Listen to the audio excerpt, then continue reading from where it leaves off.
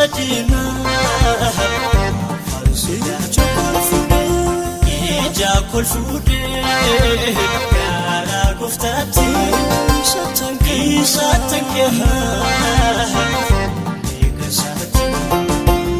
anaf makanke bijabata yorsi sadina fansida ija kolfude gara goftati satanke makanke anafoki bijabada makanke anafoki bijabada makanke anafoki bijabada makanke anafoki bijabada gachana ko guyalola yesus itirkadenunda ola yesus akan yelas ifame dada ati ana figarida yesus ko ati ana figarida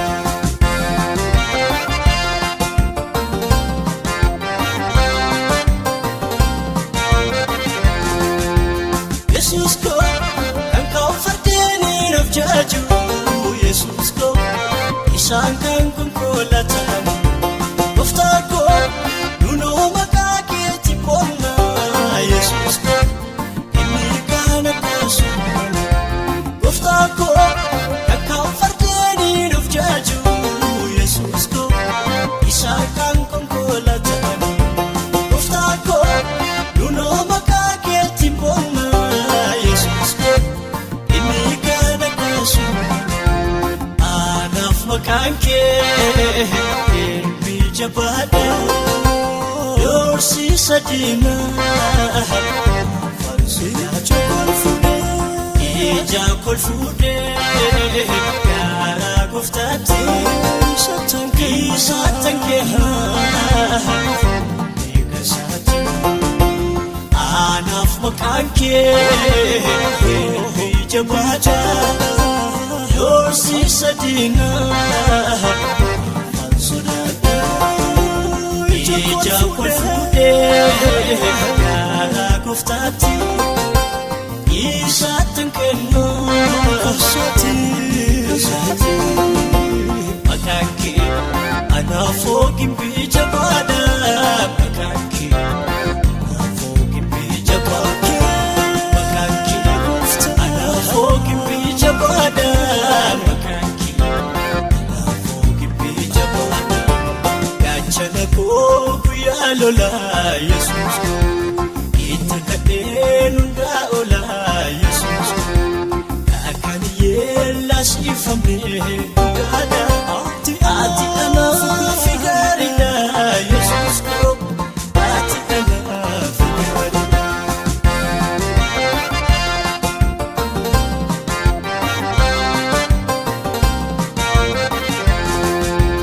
Jesus inarkamu ganakake sati minala tulamu fakata anala samale jadu bara makanke olul nafajadu tinake anala samale jadu bara makanke olul nafajadu tinake anala samale jadu bara makanke olul nafajadu anaf makanke bijabada yorsi sadina fansida chokolfude ija kolfude gara goftati satanke igasati anaf makanke bijabada yorsi sadina fansida ija kolfude gara goftati satanke makanke anafoki bijabada makanke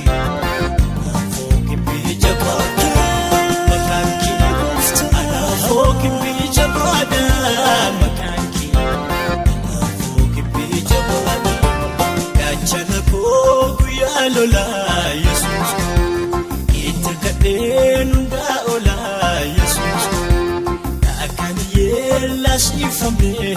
gada ati ana figarida Jesus ko ati ana figarida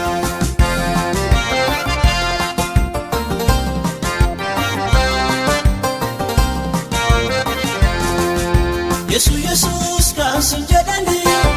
inagaren kana usani inagaren kana usani abidjan kana wade biftu ufta makanke ulfatu ufta makanke Jesus kan sinjadani